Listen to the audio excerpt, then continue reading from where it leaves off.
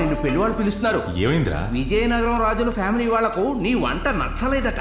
వంట చేస్తున్నప్పుడు మధ్యలో మీరు పాట పాడుతూ చేశారే, అదే బాగుందని చెప్తున్నా. ఒక సాధారణ మనిషికి విజయనగరం రాజు గారితో కలిసి కూర్చుని భోంచేసే అదృష్టం ఎవరికైనా కలిగిందంటే అది సత్తెనపల్లి నారాయణ స్వామికి మాత్రమే. ఆయన మనవడే ఈ పట్టాభిరాము.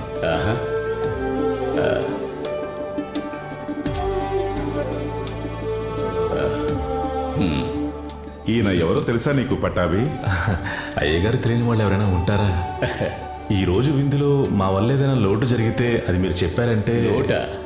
అమృతం లాంటి విందును ఏర్పాటు చేసి లోటు అంటున్నారేంటి? మంచిదయ్యా. అదేంటంటే బావా, నేను నీకు అప్పుడే చెప్పాగా విందు భోజనం మహారాజా వారికి బాగా నచ్చిందని. వచ్చే మాఘమాసం 15న ఇదిగో ఈమె పెళ్లి నిర్ణయించాం. ఈ పెళ్లికి విందు ఏర్పాట్లు పట్టాభే చేయాలి. పట్టాభిక బాగా చెప్పారు. ఈయన పని ఇది కాదండి, ఈయన ఒక గవర్నమెంట్ ఆఫీసర్. నేను కూడా సార్. పట్టాభి, దీనికి కారణం మాకు వీళ్ళకి ఫ్యామిలీ రిలేషన్షిప్ ఉండడం వల్ల. నాకు ట్రాన్స్ఫర్ ఇష్యూ అయింది, నేను వెంటనే అక్కడికి వెళ్ళాలి. నన్ను క్షమించండి అయ్యా. మీరు మా ఏరియా వైపు వచ్చినప్పుడు మా ఇంటికి వచ్చి వెళ్ళండి. అయ్యా తప్పకుండా అయ్యా. అంత శుభం జరుగుతుంది. వస్తామయ్యా. పట్టాభి, నువ్వు సామర్ల కొట్టి ఎప్పుడు వెళ్తున్నావు? ఈ రోజు బయలుదేరుతున్నాను. ఈ రోజు నేను నిన్ను వదలను. పాల్వంచులో ఉన్న అమ్మాయిని నువ్వు వెళ్ళి చూడాలిగా. ఈ అమ్మాయి 41 అమ్మాయి కాదు, 42 అమ్మాయి. కరెక్ట్ గానే చెప్పినా? అదేంటి పట్టాభి, ఎంతో మంచివాడని నీకు ఇంకా పెళ్లి ఎందుకు ఫిక్స్ అవ్వలేదంటావు?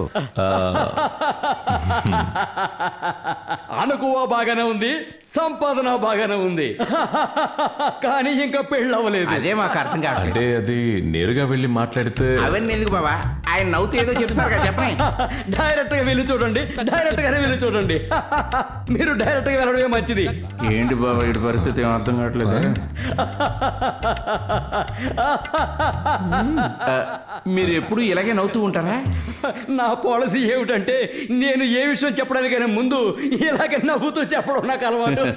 మనకు ఎవరి మీద కోపం ఉంటే ఆ నీటి దగ్గర పంపితే అయ్యారు, నా పెళ్ళం ఈ పెళ్లి జరగాలని ముత్యాలమ్మకు మొక్కుకుంది, కానీ తను ఎందుకు నవ్వలేకపోతుందో అర్థం కావట్లేదు. ఈ పెళ్లి ఫిక్స్ అవగానే మీరు మా బావను కూడా ఆ గుడికి తీసుకువెళ్ళండి. తప్పకుండా తప్పకుండా. అమ్మాయి ఎక్కడా?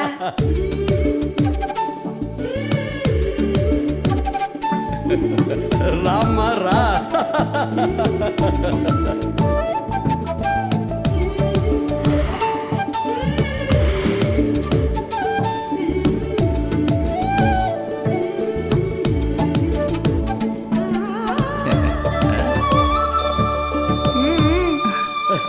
మాట్లాడండి.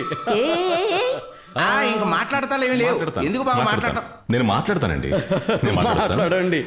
ఒక నిమిషం పదండి. అయ్యో, నవ్వుతూ మాట్లాడు, నవ్విస్తూ మాట్లాడు బావా. బెడ్రూమ్లోకి వెళ్దాం రండి. హే, బెడ్రూమ్లోకి వెళ్ళాలా వద్దా అని నిర్ణయించుకోవడానికి మనం ఇక్కడ చర్చించుకుంటే మంచిది. మీకు రసం అంటే ఇష్టమా?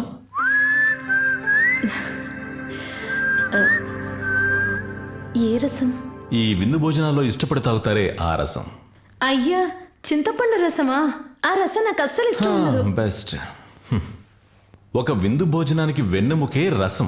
ఇంగువ, అల్లం, జీలకర్ర, ఎండుమిరపకాయలు, మిరియాలు ఇవన్నీ చక్కగా తీసుకుని వేయించుకుని సిద్ధం చేసామంటే, శుభ్రంగా ఉండే చింతపండుని తీసుకుని బాగా పిండి దానిలో 2-3 టమోటాలు తీసుకుని వేసి ఆ రసం పొంగుతున్నప్పుడు 2 పచ్చిమిరపకాయలు, కొద్దిగా కొత్తిమీర దాంట్లో వేసామంటే, ఆ రసం బాగా మరుగుతున్నప్పుడు దాంట్లో కొద్దిగా ఇంగు వేసామంటే, అవసరం అనుకుంటే కాస్త బెల్లం కూడా వేయొచ్చు తీయదనం కోసం.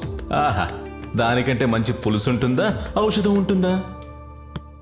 అలాగే నా పెళ్లికి సంబంధించి ఓ కండిషన్ ఉంది. ఆ అమ్మాయికి రసం అంటే ఇష్టం ఉండాలి, రసం పెట్టడం వచ్చి ఉండాలి. మీరు చూడటానికి వస్తున్నారంటే నేను ఎందుకు ఓకే చెప్పానో తెలుసా? మీరు బాగా వండుతారు అని తెలియటం వల్ల. ఖచ్చితంగా నాన్ వెజ్ వండటం తెలిసి ఉండాలి. నేను నాన్ వెజ్ లేకుండా అస్సలు తినను. సూపర్ అండి.